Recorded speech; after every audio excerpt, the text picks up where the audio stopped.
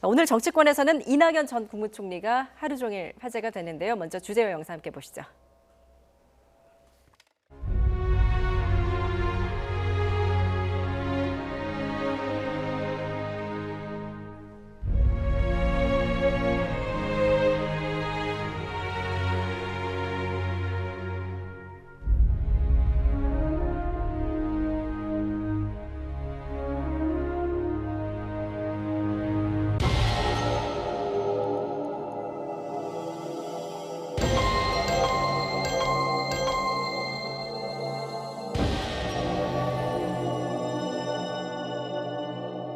가족들의 슬픔과 분노, 아프도록 이해합니다. 저희가 수양부족입니다. 그에 대해서 그렇게 생각합니다. 이낙연 당선자는 억울해할 것이 아니라 유족들의 아픔과 억울하게 죽어간 노동자들을 위해 마음 깊이 새겨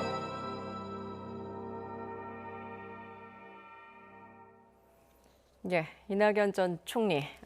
이천 물류창고 화재 참사 희생자 합동 분향소를 찾은 자리에서 유가족들을 만난 자리에서 한 언행이 지금 논란이 되고 있는데 김영준 명지대 교수 새로 나오셨습니다. 안녕하십니까? 안녕하세요. 비공개 일정으로 일반 조문객의 입장으로 방문을 했다고 하는데 이번 논란 어떻게 보셨습니까? 일단은 어떤 정책적 사항에 관련 것은 아니고요.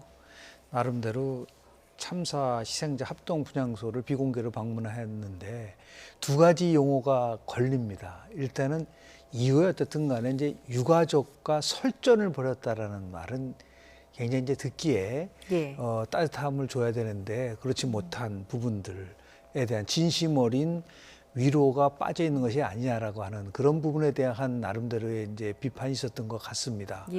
두 번째는 신중함과 따뜻함 속에서 신중함이 따뜻함을 이길 수 없다라는 그런 이제 교훈을 받게 되는데요. 저는 그 전반적 과정을 쭉 보면은 물론 일부에서는 이거는 실수다 아니면은 기름장어다 이렇게 표현을 하고 있지만 저기는 조금 동의하기 저는 힘들다고 봐요.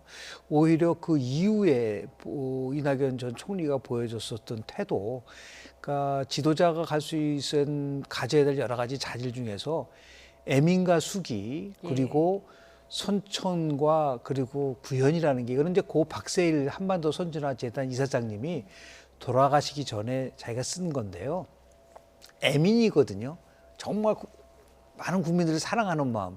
그런데 본인이 스스로 수양이 부족했다, 부끄럽다 얘기를 했고, 그리고 장제원 지금 미래통합당의 의원이 얘기한 부분에 대해서 아주 굉장히 그 나름대로 부족했다고 얘기를 하는 거는 한마디로 선청이거든요.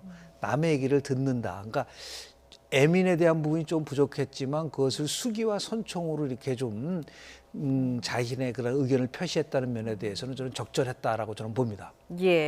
자, 신중함이 따뜻함을 이길 수는 없다라고 분석을 해주셨는데 변호사님께서는 좀 이번 논란 어떻게 보십니까? 전반적으로 봤었을 때는 이제 이낙연 지금 당선인이죠. 당선인이고 아마 고민을 좀 순간적으로 하셨을 것 같아요. 본인은 비공개로 갔었고 당선인으로 갔었고 현역 국회의원은 지금은 아니고 지금은 또 총리도 아니고 하지만 또 이제 국민들의 입장에서 보는 기대라고 하는 것은 당연히 대선 주자 1위로 꼽히고 있는 분이고 전 국무총리이고 지금 당에서도 이제 선거를 사실상 여당의 승리로 이끌었던 주역이기 때문에 굉장히 비중이 있는 인물이거든요. 그 사이에서 좀 고민을 하시다 보니까 뭔가 이렇게 책임감 있는 발언을 하는 것이 좀 저하됐을 수도 있을 것으로 보여요. 거기서 당장에 가볍게 어떤 말이건 내가 던졌다라고 하더라도 이 사람이 그러면 바깥에서 듣든 누가 듣든지 간에 아니 지금 그런 말을 쉽게 할 수 있는 또 위치는 아니지 않습니까? 현실적으로 그 사이에서 고민을 하다가 어찌 보면 이제 본인이 그렇게 표현을 하신 것처럼 내가 수양이 부족했다. 그러니까 유가족들의 아픔을 안는 쪽에서 좀 부족한 모습을 보여줬다고 하는데 이게 이제 본인이 이제 실수로 인정을 하셨기 때문에 이걸 뭐라고 더 말씀드리긴 어렵지만 이게 이제 정치적으로 크게 논란이 될 만큼의 사안으로 또 이어져야 할 것까지는 아니지 않는가 싶습니다. 앞서 이제 유가족 면담 과정에서 어떤 이야기들을 했는지 좀 그래픽으로 나와 있었는데 좀 문제가 됐었던 발언 가운데 하나가 바로 내가 국회의원은 아니다. 물론 당선인 신분이기는 하지만 유가족들이 좀 어떤 대책을 하겠느냐라고 이렇게 물었을 때 어떤 구체적인 대책이 나오지 않고 내가 국회의원은 아니다 이렇게 선을 그은 조 말이 지금 조금 문제가 되고 있는 것 같거든요. 그렇습니다. 그에 대해서 어떻게 보십니까? 뭐 조금 전에 양 변호사님 말씀하신 거 마찬가지로 저 위치에 있다고 한다면 아마 본인의 생각은 이제 책임에 대한 문제를 더 깊이 생각했었던 것 같아요. 예. 그러나 이제 유가족분들은 다른 것도 아니고 유력한 대권 후보고 전직 총리고 그 전직 총리로서 과거의 세월호라든지 여러 희생분들에게 대해서 어떤 태도에 대해서 갖고 있는 기대감이 있었을 거라고 좀 봐요. 이제 그런 면에서 조금 이제 부족했다라는 생각이 좀 들게 되는데요. 여하튼 간에 이 문제는 이제 뭐 앞으로도 유력한 대권 후보로서 가질 수밖에 없는 뭐 이제 시작이라고 저는 봅니다. 예. 그러나 중요한 것은 정치는 머리로 하는 게 아니라 가슴으로 하는 것이다라고 하는 것을 이번 기회를 통해서 이낙연 전 총리도 새삼 깨닫게 되지 않았나. 그리고 또 이낙연 전 총리는 단순한 전직 총리가 아니라 네. 4선 출신 국회의원이지 않습니까? 또 전남 도지사까지 했었고 여러 면에서 풍부한 경험과 경륜이 있고 그렇게 해서 즉각적으로 자신의 잘못에 대해서 또 그 송구하다는 말 그 수양이 부족하다라고 예. 인정했었던 부분에 대해서는 오히려 그 장재원 의원이 얘기한 것처럼 참 통이 큰 정치인의 모습이다라고 한 부분은 우리가 같이 한번 고려해 볼 필요가 있지 않을까 생각을 좀 하게 예, 됩니다. 교수님 말씀하셨듯이 이제 수양 부족이다라면서 결국 해명을 하고 또 고개를 숙였는데요. 이낙연 전 총리의 발언을 직접 들어보겠습니다. 가족들의 마음에 저 얕은 생각이 다다를 수 없다는 것은 자명한 일입니다. 그것을 충분히 인지하지 못하는 것은 저의 수양 부족입니다. 그에 대해서 그렇게 생각합니다. 예, 이렇게 이제 사과를 했던 거 오늘 야권에서 굉장히 거센 비판이 이어졌습니다. 말씀하셨듯이 이제 장제원 의원 같은 경우에는 머리만 있고 가슴은 없는 정치다. 뭐 유가족과 나눈 대화라니 등골이 오싹하다라고 말을 하기도 했었는데 변호사님께서 어떻게 보십니까? 이런 야권의 맹공이 어떻게 보면 유력 대권주자를 좀 견제하려는 의도도 있는 게 아니냐라는 지적도 있는데요. 뭐 그럴 수밖에는 예. 없죠. 그리고 이제 기억하시겠지만 이제 국무총리로 있는 동안에 이제 국회의원들과의 어떤 관계라고 해야 될까요? 그런 것들이 있어서 굉장히 국회의원분들을 오히려 곤혹스럽게 만들었던 전력이 여러 번 있지 않습니까? 그리고 예. 이제 본인은 아마 그렇게 하셨던 것 같아요. 뭔가 준비를 하고 뭐 제게대로 가서 뭐 법안이 될 수도 있고 국회의원 이제 신분이 됐기 때문에 아니면 과거의 경험이 비춰봐서 어떠한 것들을 좀 보완을 한다든가 이런 것들을 생각하셨던 자리라기보다는 글자 그대로 비공개로서 일반인 조문객으로 가서 이제 가슴으로 이 앉는 모습만을 생각하고 가셨다가 예. 뜻밖의 이제 가족분들 입장에서는 다시 말씀드리지만 그럴 분이 아니다. 그 가족 유가족들 입장에서는 정말로 책임 있는 분이 오셨다라고 완전히 예. 괴리가 생겼을 수가 있거든요. 그 과정에서 이제 대응을 본인 말씀 따라 유가족분들이 충분하게 공감하지 못하는 그런 모습을 보여주셨던 건데 그 부분을 다시 말씀드리지만 결국 야권에서는 충분히 비판을 할 수 있다고 봐요. 근데 이거를 예. 더 계속 이어나가는 거는 사실은 오히려 이 기왕의 큰 사과까지 한 이후에는 오히려 또 이낙연 지금 저 당선인을 더 도와주는 모습도 될 수도 있다고 봅니다. 예. 자, 만약 이런 해당 정치인이 이낙연 전 총리가 아니었다면 이렇게 정치적인 파장이 그렇죠. 크지는 않았을 것 같다라는 생각이 드는데 총리 시절에 늘 낮은 자세 또 신중한 발언이 화제에 오르기도 하지 않았습니까? 과거 대정부 질문 답변 내용 좀 다시 한번 보겠습니다. 일본의 경제보복 사태와 동시에 일부 국무위원과 총리님의 총선 출마설도 이렇게 언론에 일부 보도되기도 합니다. 그게 언제일지는 모르겠습니다만 제가 스스로 저의 정치적 거취를 계획하고 있지 않습니다. 인사권자의 뜻에 따르겠습니다. 살살 총리님 출마설이 나돌고 있습니다. 21대 출마하시겠습니까? 현재로서는 계획을 갖고 있지 않습니다. 그러면 앞으로 바뀔 수도 있다는 얘기입니까? 제가 계획을 세울 처지가 아니라고 판단하고 있습니다. 예, 이낙연 전 총리 이렇게 뭐 야당 의원들의 비판 공세를 어떤 특유의 낮은 음성 뭐 이런 어떻게 보면은 점잖은 어투로 계속 대응을 했었는데 공감과 소통의 정치인이라는 좀 이미지가 있지 않았었습니까? 네. 그런 만큼 또 그런 이미지로 지금 유력 대권 주자이기도 하고요. 근데 이번엔 왜 그랬을까요? 우리 미국 정치와 한국 정치의 가장 큰 예. 차이점의 하나가 미국은 대통령이 선거운동합니다. 당연히 정당인이고 자기 정당의 승리를 위해서는 선거운동을 하게 돼 있지만 우리는 공무원에 대한 정치 중립이 굉장히 중요한 핵심적 사항이기 때문에 예. 저렇게 물어보면은 누구라도 이낙연 전 총리처럼 대답할 수밖에 없어요. 만약에 거꾸로 생각해보고 뭐 출마하면 출마하겠습니다라고 하면 그 순간 바로 이제 정치적 중립성이 깨져버리기 때문에 예. 그래서 굉장히 곤혹스러운 부분들도 있으니까 항상 이제 그 신중하고 그리고 낮은 목소리로 막 소리 질러서 그 나름대로 그 관심을 끄는 것도 있을 수는 있겠지만 보통 이제 본인의 이제 특유의 하나의 그 여러 가지 면에서 봤을 때 갖고 있는 하나의 장점이라고 볼 수도 있는 것 같아요. 그래서 예. 일부에서는 뭐 사이다 발언도 했다. 그리고 어떤 때는 뭐 야당 의원에 대해서 자신의 의견을 정확하게 전달도 하고 그리고 또 뭐 어떤 때는 이제 그냥 막 설전을 벌이는 것이 아니라 명쾌한 논리를 가지고 했다라고 하는데 이것이 이제 유가족을 만났을 때랑은 전혀 다른 차원인 거거든요. 예. 그러니까 국정을 담당하고 있는 총리로서의 그러한 모습과 그리고 앞으로 대통령이 될 수 있는 그러한 정치인으로서 유가족을 만났을 때는 똑같은 잣대로 보기는 이제 어려운데 그것에 대한 부분들을 이제 본인 스스로도 부끄럽게 생각한다라고 얘기를 하고 있는 부분이 있는데요. 이제 우리도 큰 틀 속에서 보면은 좀 이렇게 정치적 중립에 대한 부분들을 좀 이렇게 좀 이제는 어느 정도는 좀 넓힐 필요가 좀 있을 것 같아요. 그렇지 않으면은 뭐 계속해서 정당이 대통령 뽑아놓고 나서 그 대통령은 정당을 해서 아무 일도 하지 못한다. 예. 이런 부분에 대해서 좀 전향적으로 검토할 시기가 오지 않았나 생각을 좀 개인적으로 저는 합니다. 예. 뭐 이낙연 전 총리 그동안 유가족들 이번 2000 참사 유가족들뿐만 아니라 그동안 뭐 얼마 전에 이제 고성 산불 그 피해 그 가족들을 찾아가기도 했었고요. 이런 논란은 사실 이번이 처음입니다.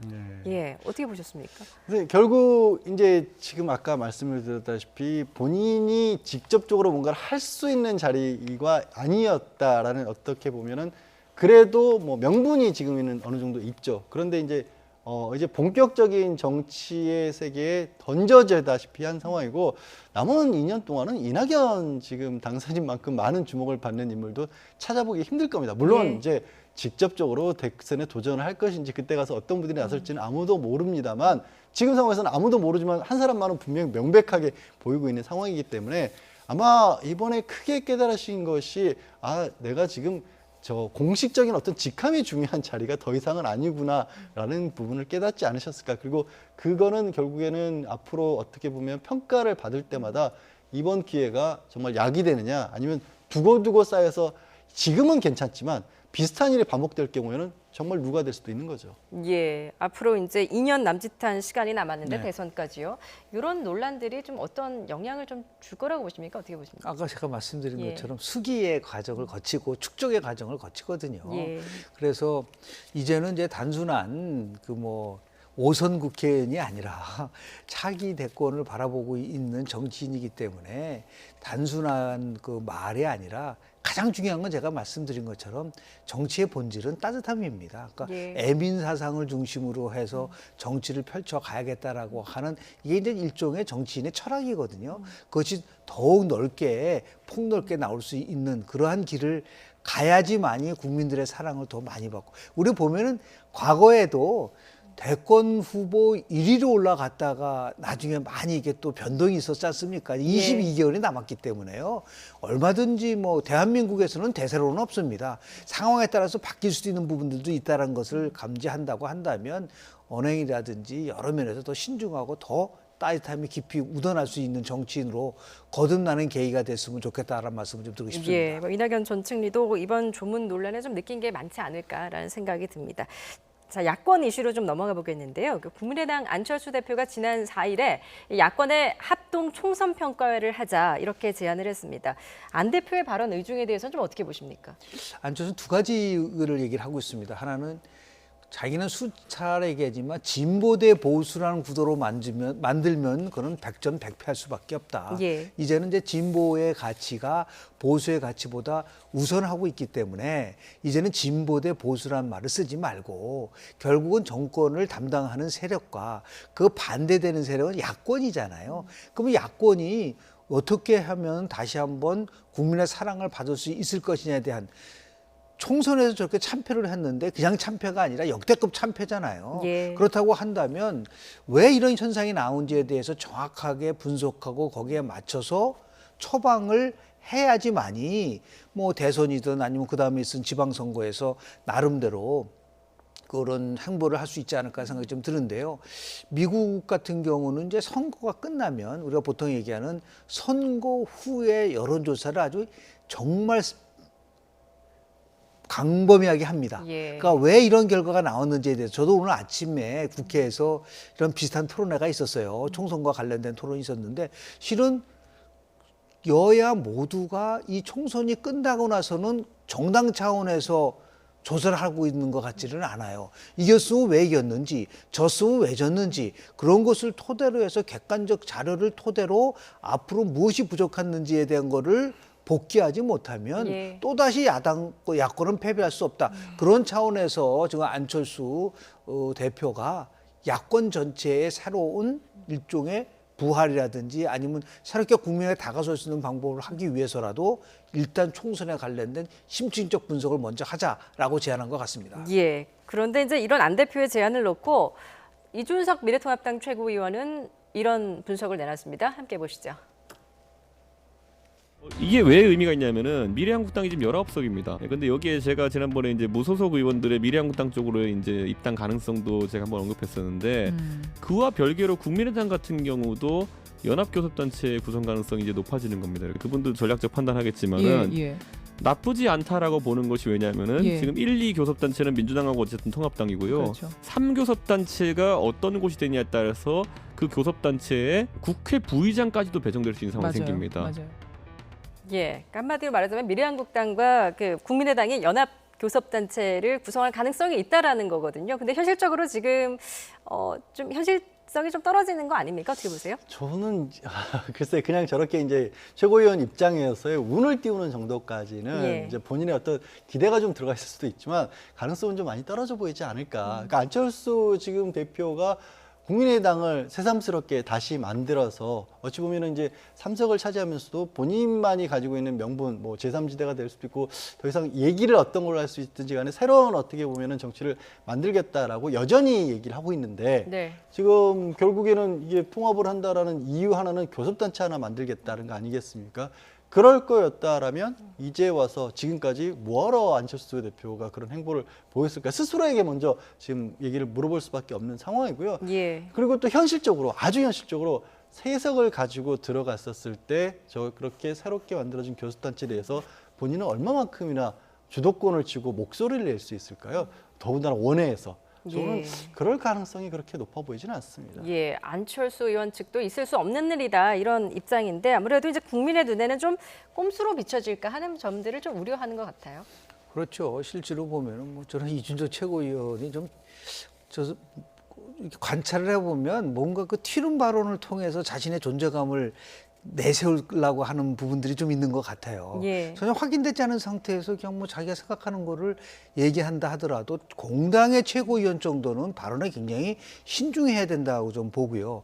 오히려 안철수 대표 입장에서 봤을 때는 지난 2016년도 당시에 국민의당의 비례대표를 26.7%를 득표를 했는데 왜 4년이 지난 이 시점에서 6.8%밖에 득표를 못했을까? 여기에서의 가장 근본적 문제가 무엇인가? 이런 것을 성찰하면서 국민에게 다가서는 쪽에다가 관심 있는 것이지. 예. 뭐 지금 뭐 꼼수 원내 교섭단체를 만들어서 뭐 국회 부의장 갖고 제가 볼 때는 그거는 이제 안철수 대표가 얘기했었던 거와 전혀 다른 결이기 때문에 저거 다만 이럴 수는 있습니다.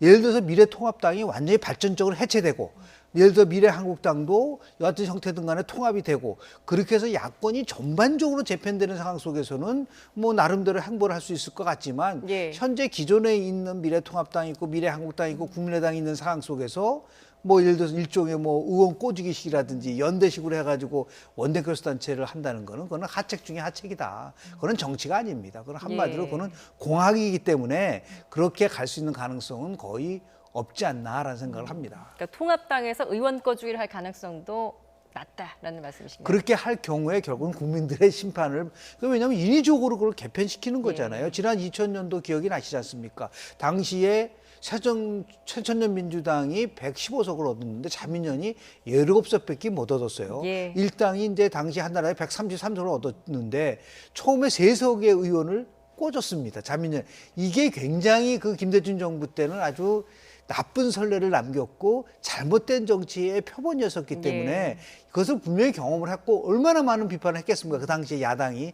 그런데 다시 또 하나를 꽂아서 원내교섭단체를 만든다. 그건 반칙과 꼼수거든요. 예. 그런 정치는 아마 국민의 지지를 받기가 어렵지 않겠는가 생각을 좀 합니다. 예. 자, 더불어민주당 이해찬 대표도 이 교섭단체 꼼수 가능성에 대해서 재차 경고를 했는데요. 직접 들어보겠습니다.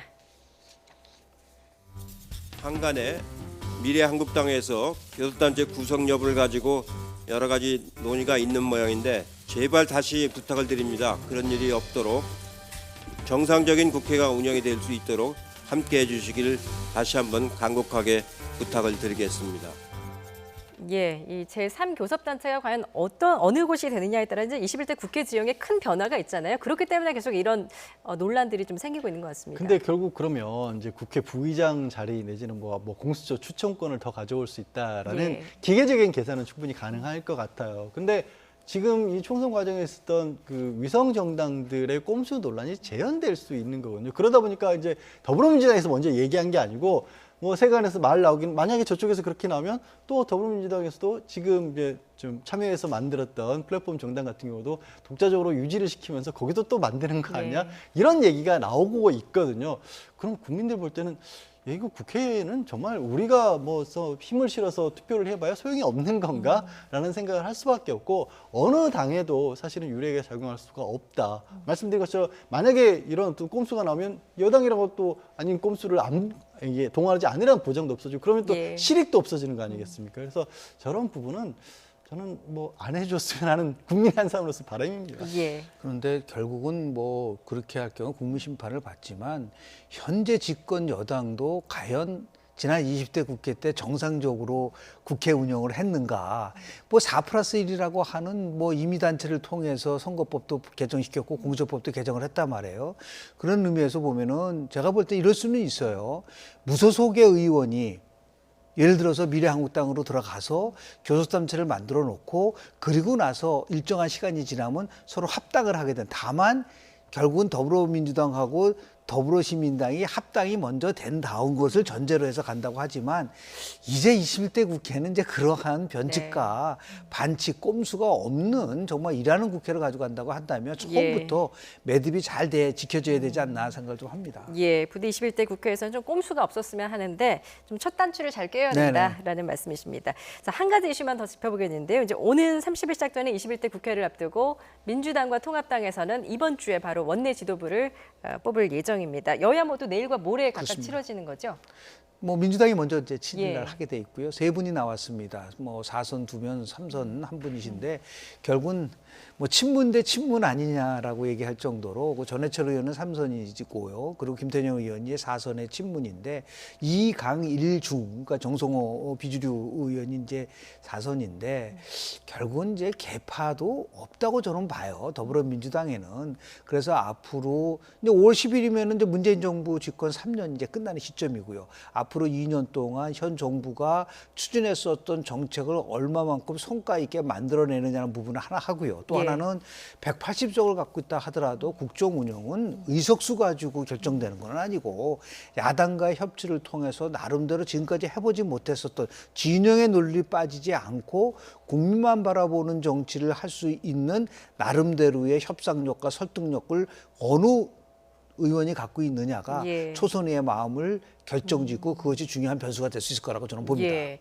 통합당 같은 경우에는 이제 모레 경선이 치러지는데 지금 2파전으로 압축이 된 모양새예요. 그러니까 4명까지도 나섰다가 지금 주호영 의원하고 권영세 의원하고 양쪽으로 나뉘어졌고요.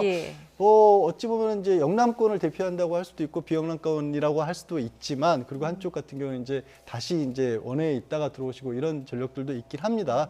하지만 그럼에도 불구하고 이 러닝메이트를 통해서 또 영남권이 또 보충이 된 상황이기 때문에 두 분의 차이를 어느 쪽으로 날지는 크게 좀 달라 보이는 부분은 없어요.